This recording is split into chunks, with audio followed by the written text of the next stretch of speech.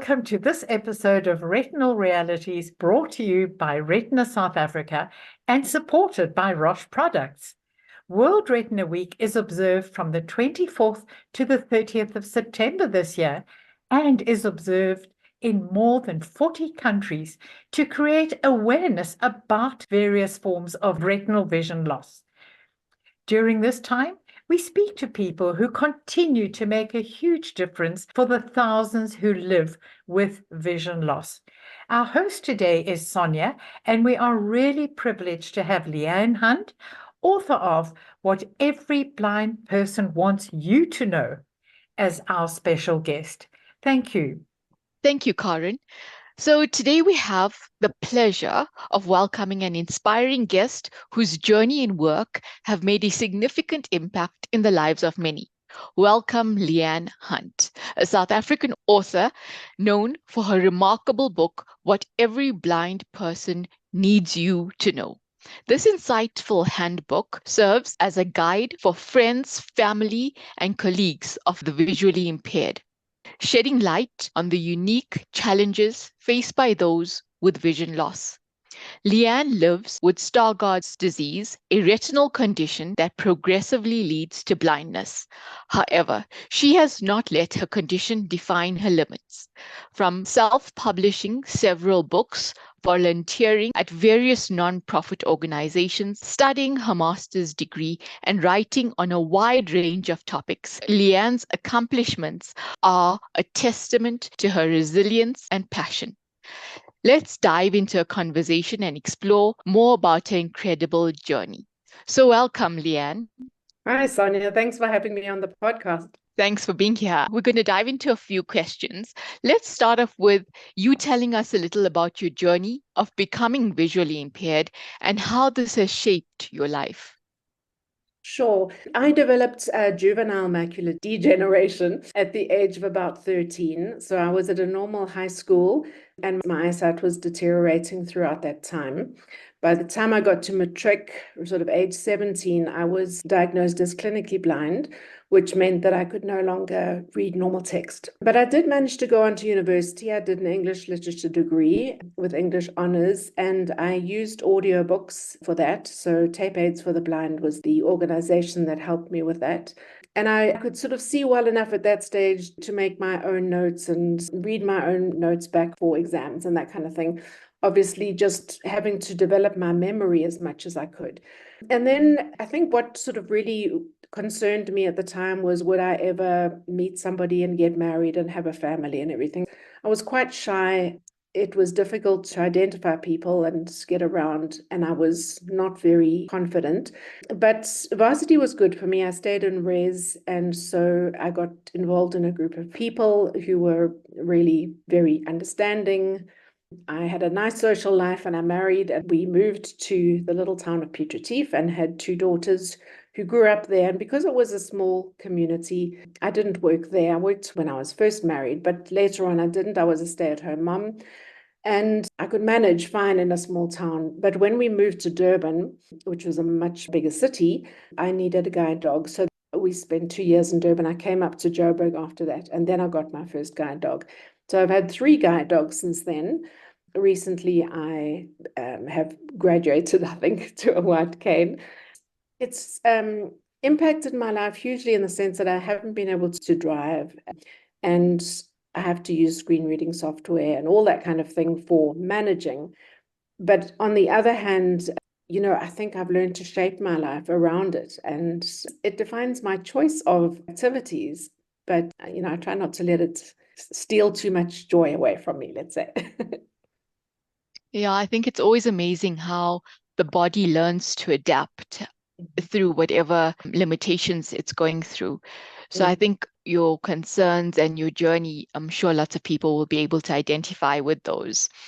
And then in terms of your book, what inspired you to actually publish your book, and what message do you hope readers take away from it?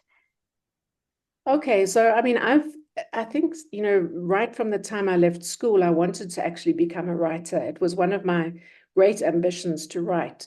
And when I had time, once my children grew up, I wrote and self-published a couple of fiction books, and I wanted to write a non-fiction book, but I kind of felt ill-equipped to do that on any topic, even blindness, but it wasn't even a topic I wanted to broach. Until probably around 2015, 2016, I went through a state of really sort of wanting to spread my own wings and feeling that I was sort of trapped, misunderstood, but also that I was then using all sorts of situations as excuses for myself. I kind of needed people to stretch me as much as I needed to be understood. And so I was going through this kind of process, and it was sort of a challenge, really, to write a book in which I answered all my own questions and put it out there for other people. This is what blind people go through, the frustration of wanting to expand and of wanting to gain confidence and stretch their wings, but also needing the support of others to kind of pull them, to urge them to champion those desires. And so when I wrote the book, it was sort of an appeal almost to supporters or to friends, families, and colleagues, as I said in the title, of visually impaired people, to just understand what was the need of blind people, not just in terms of like technological devices and assistance aids and that kind of thing, but really emotional support to grow. That's really what I wanted to put out there. So I think that's the main message of the book, is that blind people want and need they want to grow and need to be supported to start that process, really. Yeah, I totally understand. And because there's so many different types of visual impairments, the support obviously differs. So, what personal experiences influence the stories and advice shared in your book? Well, I think, when I was young, and as I said, I sort of grew up in a very supportive environment. I belonged to a church group, and it was lovely. I really felt like I was in a family and everybody was great. And that almost went on until I got to about 40, because it was just such a lovely environment. And then because of my husband's job, we moved. As I said, we moved to Durban, and that was a very sudden and upsetting move for me. I felt wrenched. It was a big loss to have lost my place where there was such a sense of belonging, but also I felt that I played a role. I was a musician and I served in the church. And so when I was sort of wrenched out of that situation, I battled to find my feet again. I felt completely at a loss in terms of having people around me who understood and could support me. As much as I tried to find somewhere to belong, it just didn't happen very easily for me. So that struggle went on initially it went on for about 6 or 7 years. I got pretty depressed in the process, and then eventually I sought counseling. And through that process of counseling, I learned many things, sort of to do with self-esteem and believing in my right to want what I wanted. And it was sort of out of that, I think, that the book grew, because I wanted to share, like any sighted person, we go through emotional highs and lows, and the lows can be really miserable, depression and despair and loss and grief and all those kind of things. But on the other hand, we have desires that call us forward and can be an enormous source of energy to pull us forward and motivate us to do amazing things. And it's a case of just like tapping into those things. Once you do find what really hooks you and pulls you forward, it starts a momentum, and the momentum grows, and then your curiosity leads you forward, and you gain courage and excitement and enthusiasm and those kind of things. So my own experiences, and of course those were cyclic experiences, times of lows and times of highs. But out of those experiences, I gained, I suppose, a lot of stories and experience that I just wanted to share. And I felt that it would help other people. So that's sort of what's in the book. I do agree, because it's quite often through adversity and being uprooted from your comfort zone that the magic happens of something wonderful. But we only realize that in retrospect. In those Yes. moments, it feels almost crushing. And so the book addresses people so friends, families, and colleagues. What are some of the common misconceptions that you aim to correct and that you've also noticed? Okay, so there are lots of them. I go through those in I think the first chapter in the book, but some of them, just off the top of my head are, for example, a sighted person might encounter a blind person and feel that this person needs to be protected, shielded. Okay, so protected would be the one thing. The other thing would be help in a way that is actually more interfering than helpful. And just to give you an example, I was on a flight just recently, and the air hostess, who was desperate to be of service, she knew I was flying as an assisted passenger. So she came up to me when I got my meal, and she said, "Let me hold your hand." And she put my hand on the cover of the casserole, and she said, "This is the casserole." And then she moved it over to the pudding. "This is the pudding." And she was patting my hand all over the tray. And it actually felt it really wasn't the way to go about it. It's much easier if a person were to say to you, "Okay, there's a tray in front of you, and on the bottom left-hand corner is a casserole, and the top right-hand corner is a bottle of water," because that just means that you can sort of picture it in your own mind. You don't need your hand to be flapped all over the place. So, it's that thought that the blind person actually needs to be treated as if their brain doesn't work. They only have the senses, perhaps of touch and things. And then going further than that, the idea that a blind person doesn't have agency, so instead of allowing the person to make their own decisions about what would be good for them or right for them or appropriate, it's really making decisions on their behalf. And that really isn't respectful, because an adult blind person has very clear ideas of what is comfortable and uncomfortable, or what is energizing and what is depressing, or, what is inspiring and what is boring, those kind of things. And so to take agency away from a blind person is inappropriate. And then, another one would be the belief that maybe a blind person cannot ever lead. And we know many blind people who do take leadership positions and do extremely well with it. And Claudette would be one of them. But there are many, many people who step into leadership who are extremely good at it. There's no reason why the individual blind person who's working in an organization, for example, can't be steered in that direction and supported to a leadership role.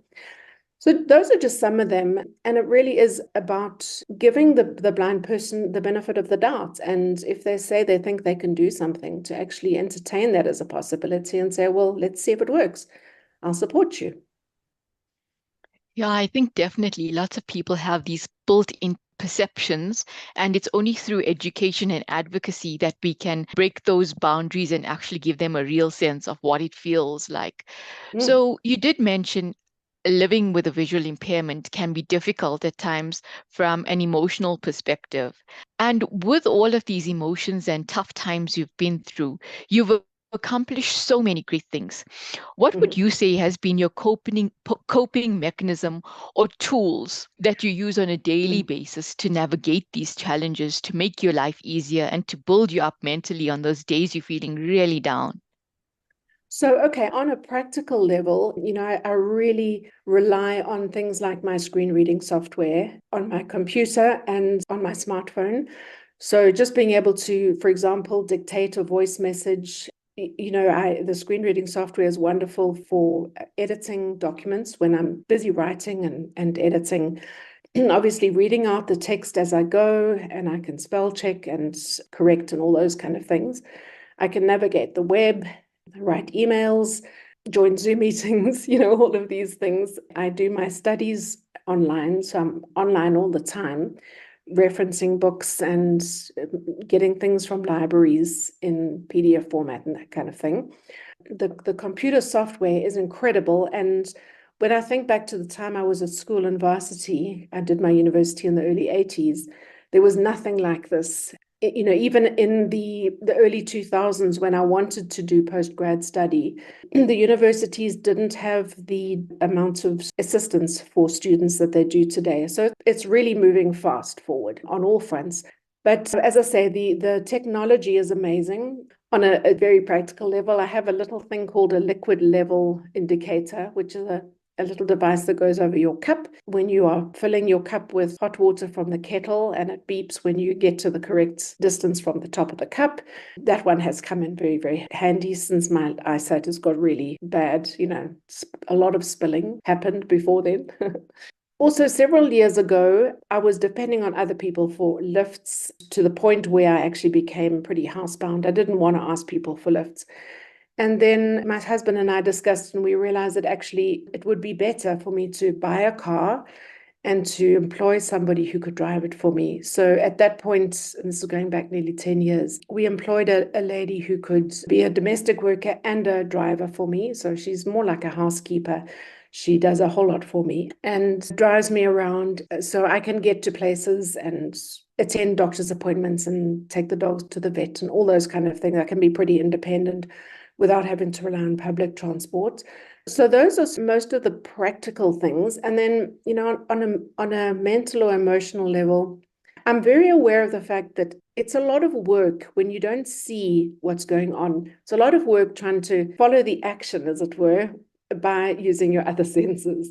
Like if you're in a room and somebody's pointing to some unnamed individual and they say, that person over there, has just whatever, lost his job or something. You can't sort of say, hold on, who are you talking about? So you're trying to follow the conversation. You literally have to use other cues. So I've got peripheral vision. I might sort of be able to see the person's foot, which way the foot is pointing. And then I know which their body might be pointing. Then I'm listening to sort of cues about who's standing with me, who's maybe further away. So my hearing is playing into it. I'm using my memory, who's still in the room, who's left the room. All those kind of things. But whatever the situation is, you're using so much of your brain power. And I find that really tiring. So I do have to take a lot of time out.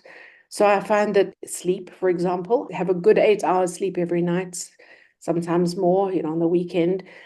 I do take time out to decompress if I'm finding that going out amongst people has been too stressful.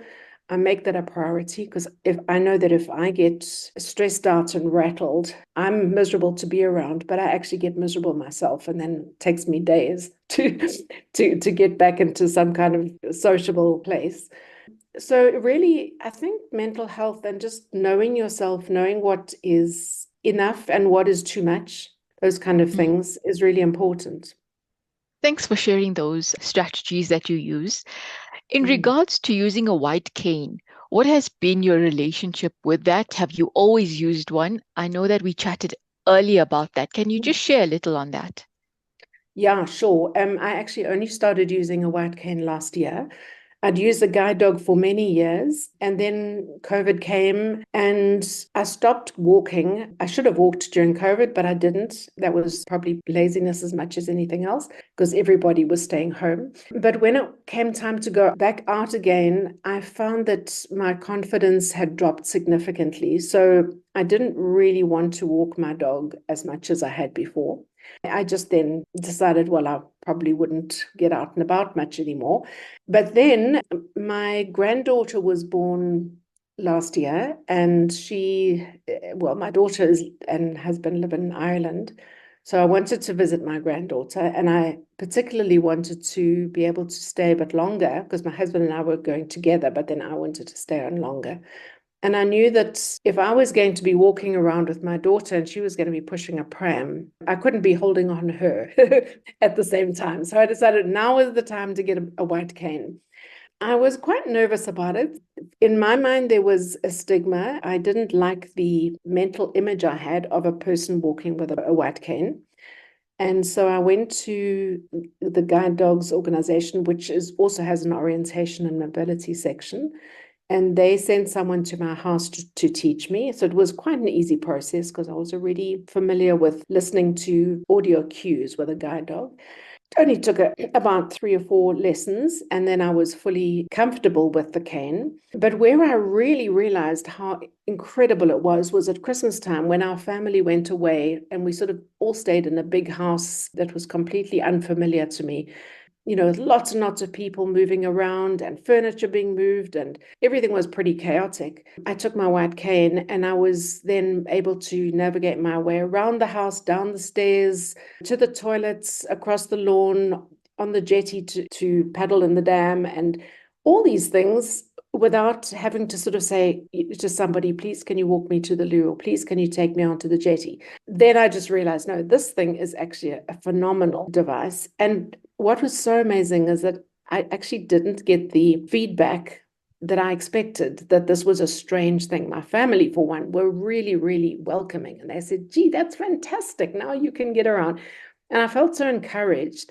And then I've just come back from overseas again, where I completely used it all the time, and it was phenomenal. So, for anybody who's thinking of getting a white cane and is putting that decision off, I would say go for it.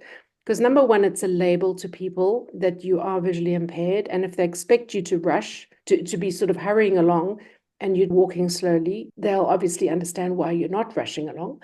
But the other thing is that, it just gives you a sense of confidence. I found that when I was not walking with a white cane, I was watching the ground all the time. So my shoulders were stooped. And when I had the white cane, I can stand up straight and look straight ahead. And I just feel completely different. I feel like a different person. So it's really nice. I'm happy with that change. Thanks. I think that's quite an encouraging insight of yours for people who are wondering and are kind of doubting whether they should or they shouldn't. And then, Leanne, I believe you also have a Substack where you express your thoughts and write a bit of your experiences. Can you just share a little with the listeners about that? Because it was a new idea to me as well. Sure. Substack is a platform mostly for writers and readers. It's sort of a slightly longer form writing. So it's a little bit like a blog, but it's more essays and those kind of things. And people write about all sorts of subjects, including politics and finance and everything. But I sort of write a personal blog, a personal Substack. I call mine Earth Steward because I started it at the time I started my master's dissertation, which is about ecology and spirituality.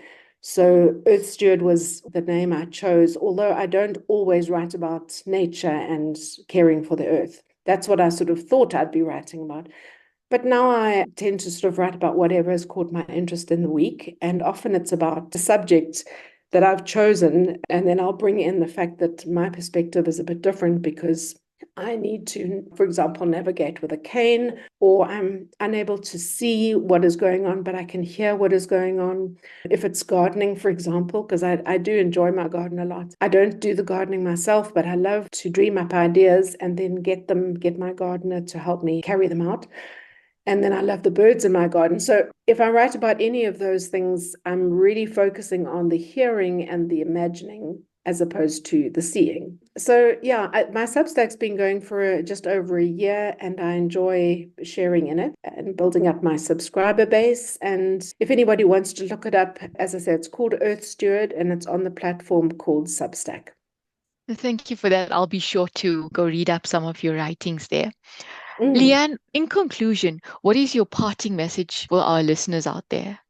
I really want to just share with everybody, because this is one of my big things, is that we don't really know our potential until we're called into a situation where our potential is required.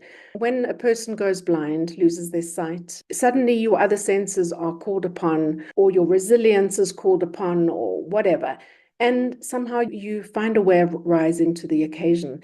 And so in life, this is just one of those things. There are many things that we could do, and we never required to do them, so we never learned to do them. But it's just to value that potential in us, that life force in us, which rises up. There's a verse in the Bible where disciples asked Jesus, why is that man born blind? Did he sin or did his parents sin? And Jesus said, no, neither he sinned nor his parents sinned, but so that the glory of God could be shown through him. My interpretation of that verse is, it's not necessarily that man is going to be healed, although in the Bible story he was healed. It's that the life which God gives us, that the life that is in each of us, is so vital, is so powerful, that we find a way, like plants growing through cracks, we find a way of expressing ourselves in very, very limited circumstances. And in blindness, it shows itself that our freedom is curtailed, and yet we can find freedom within our limitation. That's what my life has really been a quest for, is just to find, okay, so I can't write a book in the way that everybody else writes a book, but there are ways and means to write a book if you can't see, and go for it, do it. It's really about looking for the places where you can actually make a plan. So that's really my message is don't be defeated. It's a struggle sometimes, but the joy and the sense of achievement when you can do something that is hard is amazing. And I love it. It's something that I really believe in. I taught my children too. Thank you for that. As we wrap up this enlightening conversation with Leanne, it is clear that her story is one of resilience, courage, and deep commitment for making the world a more inclusive place for the visually impaired. Her book is not just a handbook, it's a beacon of empathy and insight that guides us all to better support and connect with those facing vision loss. Leanne, we are truly grateful for your time today and for the work you continue to do. Your determination and positive spirit serves as a powerful reminder that our challenges do not define our limits. We wish you all the best with your future, and thanks for your time. Great. Thank you, Sonia. And the book is available on Amazon in print and in Kindle format. Thank you so much, Leanne. And the way you shared your journey in such an open, honest way is really absolutely fantastic for every person listening today. And I'm sure that many people today are going to ensure that their families, friends, colleagues, everyone listens to this podcast that will give them just that much more insight and guide them in so many ways. And thank you also to you, Sonia, for being such a valuable member of Retina South Africa. And finally, of course, a huge thank you again to our sponsors, Roche Products. Please remember to subscribe to the series by clicking on the subscribe button on this page. That will help us to keep this popular series going. And just to remind you that all our podcasts are available on www.retinasa.org.za under the tab Learn. Thank you.